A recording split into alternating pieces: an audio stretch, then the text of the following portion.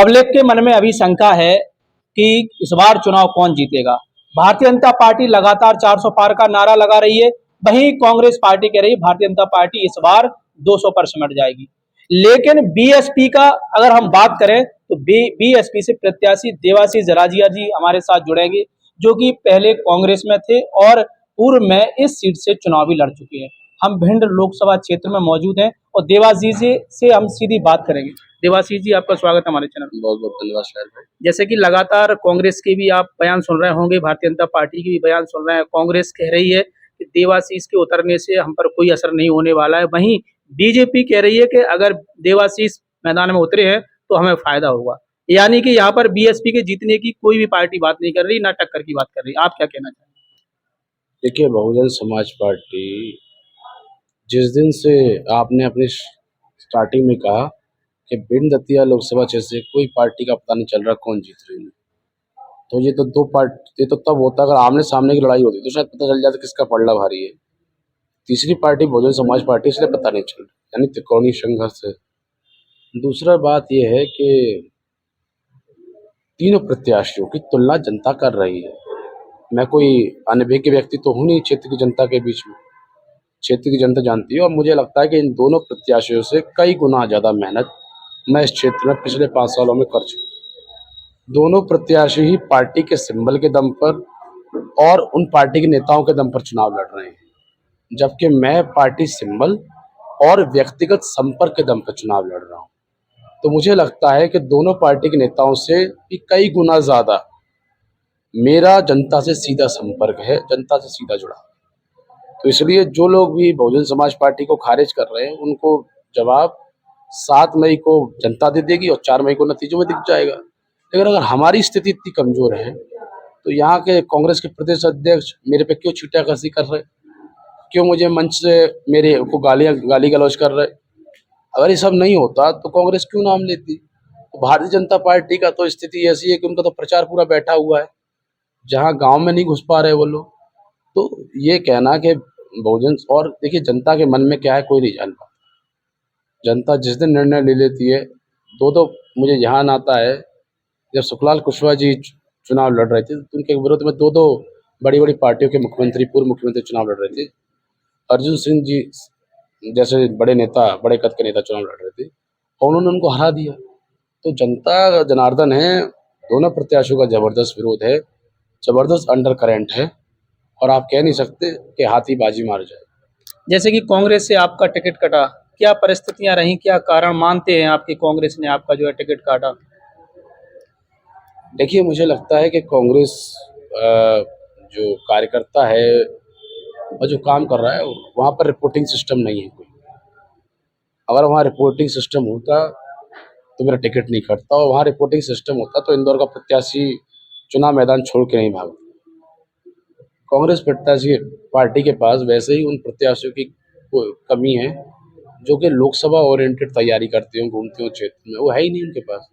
केवल वो नाम के दिखाने के, और इस पे ये समीकरण फिट हो जाएगा, इसको चुनाव दे देंगे, इतना खर्चा कर देगा, इन समीकरणों पे वो टिकट बांटते हैं।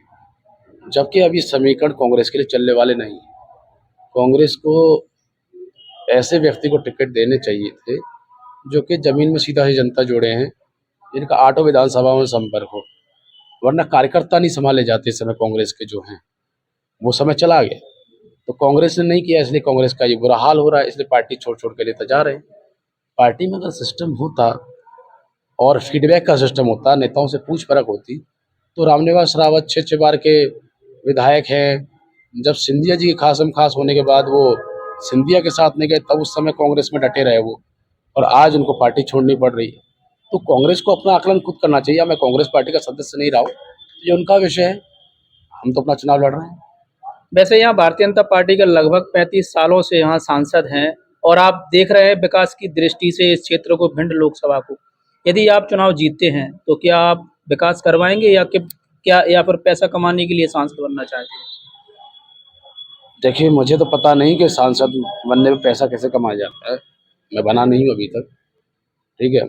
मेरे पे ना इस तरह का कोई आरोप है, लेकिन इतना मुझे पता है कि मैंने 5 साल ज़मीन पे, शायर भाई आप भी यहाँ रहे हैं, बेरोजगारी दिवस हो, बिजली को लेकर हड़ताल हो, किसानों के आंदोलन हो, और जैसे हमारा गोहद में जल सत्याग्रह वैसली बांध को लेकर हो, बेरोजगारी के विरोध में बेरोजगारी दिवस मनाने का हूँ, तो मैं पूरा और ये तो मेरे निजी कार्यक्रम, उसके अलावा पार्टी के हर कार्यक्रम में छोटा बड़ा आंदोलन हो, धरना हो, प्रदर्शन हो, 5 साल मैंने संघर्ष सड़क की लड़ाई लड़ी है। तो जो सड़क की लड़ाई लड़ता है वो ये जानता है कि इस क्षेत्र को क्या चाहिए। अगर कोई सड़क की लड़ाई लड़ने वाला होता तो आपके ये सेवड़ा के पुल 2 साल से धराशायी नहीं होते, ये बन गए होते अब तक। अगर सड़क की लड़ाई लड़ने वाला होता तो भिंड में अभी तक 4 लेन 6 लेन रोड हो गया होता। सड़क की लड़ाई लड़ने वाले लोग नहीं हैं। जो लोग आ रहे हैं अभी तक, जितने भी सांसद बने, उनको पता है कि जनता हमें जिता देती है, उसके बाद हमें जनता में दोबारा से अपना रिपोर्ट कार्ड पेश करना नहीं होता, जनता हमें फिर जिता देगी, इसलिए काम नहीं करते। और इसीलिए पार्टियां इच्छुक भी नहीं है ऐसे लोगों को टिकट देने की जो कि काम कर सके।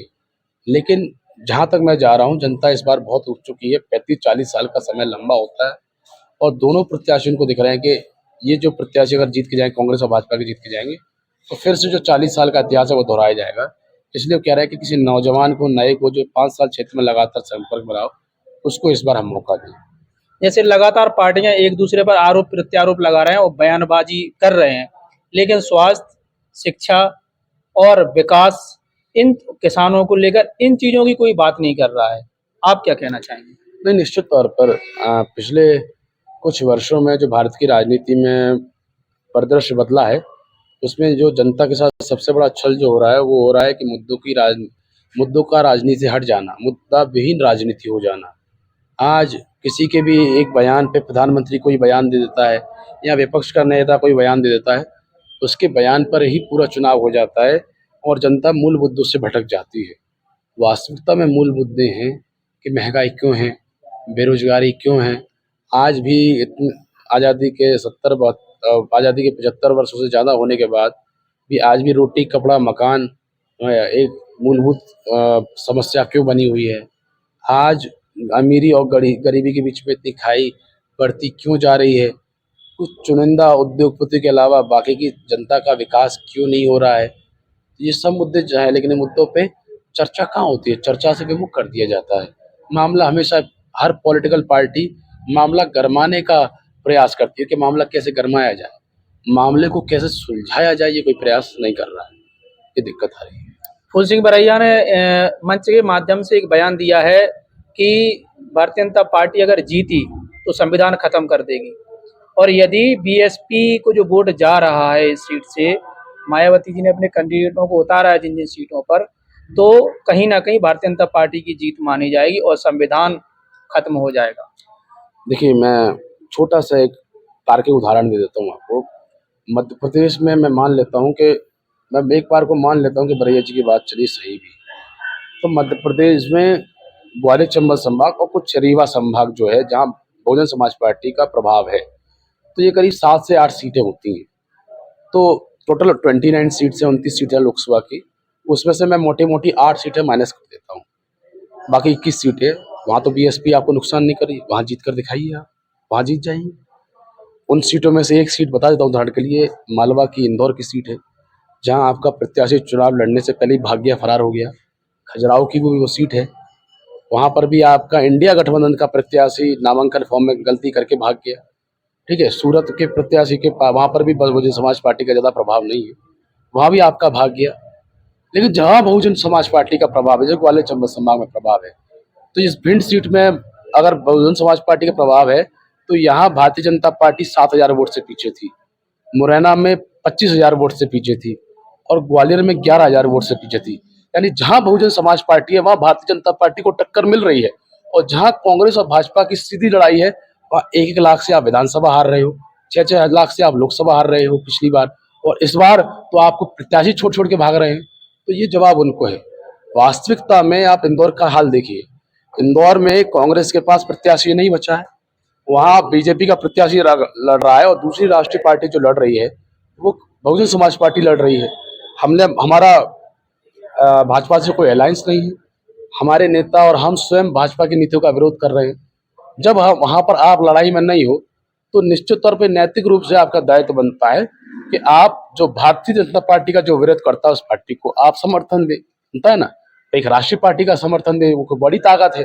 लेकिन वहां जो जीतू पटवारी जी प्रदेश अध्यक्ष हैं कांग्रेस के, उन्होंने नोटा में वोट देने का ऐलान कर दिया है कि नोटा के लिए समर्थन करेंगे। अब आप बताइए, अगर इनकी मंशा वास्तविकता में भारतीय जनता पार्टी को रोकने की होती तो नोटा में देने का ऐलान क्यों करते, विपक्षी दल को देने का ऐलान करते। नोटा में तो अगर 100 वोट है, अगर नोटा को 99 वोट भी मिल जाए और एक वोट अन्य पार्टी को मिल जाए तो एक वोट वाला जीत जाएगा, 99 वोट वाला नोटा हार जाएगा। तो कुल मिला के सीधे तौर पे कांग्रेस पार्टी ने इंदौर में भारतीय जनता पार्टी को जिताने की घोषणा कर दी है। तो अब इससे क्या समझा जाए, इससे ये नहीं समझा जाए कि जो आरोप आलोक शर्मा जी ने लगाए थे, जो कांग्रेस के राष्ट्रीय प्रवक्ता हैं कमलनाथ जी पर, क्या वो आरोप ऐसे ही आरोप जो जीतू पटवारी जी पे लग रहा है कि ये क्या ये कहीं बीजेपी की बी टीम बन के तो काम नहीं कर रहे। ये सोचना चाहिए, कांग्रेस पार्टी के वरिष्ठ नेतृत्व को इस बारे में सोचना चाहिए। जैसे कि आपने देखा हमारे साथ जुड़े हुए थे देवाशीष जरारिया जी, आपने हमारे चैनल के माध्यम से भारतीय जनता पार्टी प्रत्याशी, कांग्रेस प्रत्याशी और आज आप हमारे चैनल के माध्यम से बीएसपी के प्रत्याशी को भी सुनेंगे। किसकी बनेगी सरकार, किसका सपना होगा साकार, ये आने वाली तारीखों में साफ हो जाएगा, आईने की तरह तस्वीरें साफ निकल आएंगी। लेकिन हम यहाँ पर कैंडिडेटों की बात करना चाहेंगे। संध्या राय यहाँ पर जो है सांसद थी पिछले 5 सालों में, और कहीं ना कहीं क्षेत्र में ना जाने के कारण कार्यकर्ताओं में भी नाराजगी है, जैसे कि आपने सोशल मीडिया पर वीडियो भी लगातार देखे हैं। और कांग्रेस की अगर हम बात करें, फूल सिंह बरैया इस सीट से प्रत्याशी हैं, जो कि दलितों के नेता कहे जाते हैं, लेकिन सामान्य वर्ग पर टिप्पणियां जो करते हैं, उनके जो बयान जो पिछले हैं, कहीं ना कहीं वो असर कर रहे हैं और आज उनको जो है सामान्य वर्ग का समर्थन नहीं मिल रहा है। लेकिन हम देवाशीष जरारिया जो कि बीएसपी से उम्मीदवार हैं, और इनका एक जो प्लस पॉइंट है वो है युवा, और लगातार पिछले 5 सालों से लगातार जनसंपर्क में रहे हैं, जैसे कि इन्होंने दावा अभी किया है और अभी बताया है कि मैं लगातार क्षेत्र में रहा हूं।